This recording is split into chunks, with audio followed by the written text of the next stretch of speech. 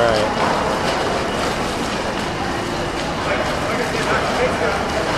So, doing a good job of keeping the head down, staying low when you turn to breathe. Lower body is a little lower in the water. Working on the kick efficiency is going to be a big one that's going to help you. Here I could see that your feet are dorsiflexed, right? You want as opposed to plantar flexed, so or toes pointed. So that's going to be something that's making the kick a little less than efficient right now. You know, you work on improving that over time.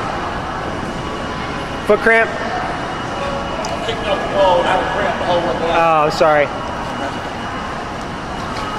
So if you got a foot cramp, that could explain why your feet were not pointed there. Got it? So a little better here. Yeah. All right, that was what's going on with the feet. So your body position has improved a bit here. Nice reach forward. Good extension. Good rotation. So just a little low, improving your pull power and your kick is going to help with the actual level of where you're at. Alright, and then here watching for any sort of legs moving off the track. So you get a little bit of disconnect between where your legs are as you turn to the right to breathe and your torso, right? So that's I'm going to try and figure out what that is. It's not exactly a scissor kick. You might have a sort of tight lower back, which could cause the legs to be a little off the line. You want your legs to be in the same line as your torso as well as possible. Or it could be something that's going on with the pull causing that. So.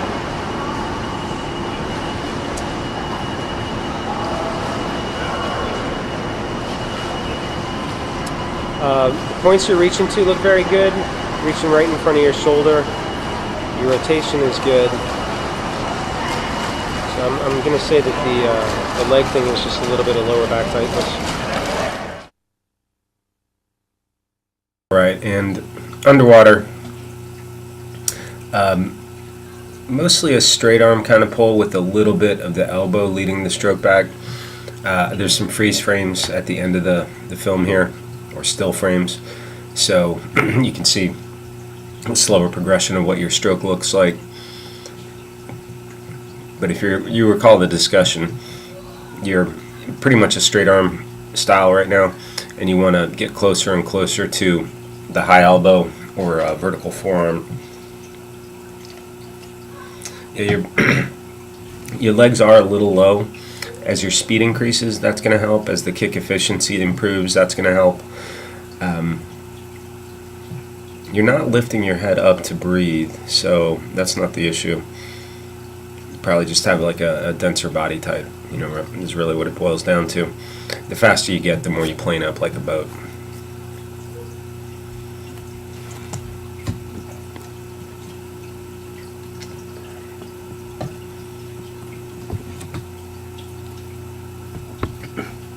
The forward extension is very good, and rotation on both sides is good.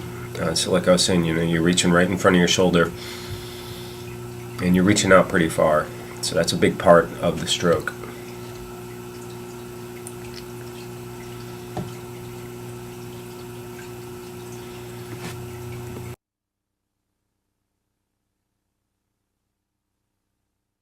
And here you can see underwater what's going on. We call that the stroke path, the line you're pulling back, and you're pretty much pulling your arm straight back, which is what you want. You want the line that your arm goes back through the water to be more or less a straight line. However, you don't want your arm to be a straight arm. So looking at your right arm here, good entry and extension. You're really reaching out, rolling into it. So that's all very good. Good starting position right there. Hand is pitched upwards just slightly. That could cause a bit of drag. And then upper arm and forearm sort of moving through the water here in a straight arm fashion.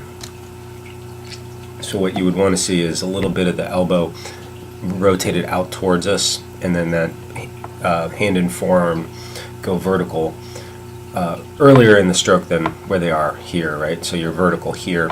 You want that in the front part of the stroke so that the efficiency of your first third of your stroke goes a lot more into moving you forward. Pretty good finish to the stroke there. Your hand might have turned a bit towards your torso as you finished, so you want to try to keep that hand flat to the back wall as well as possible.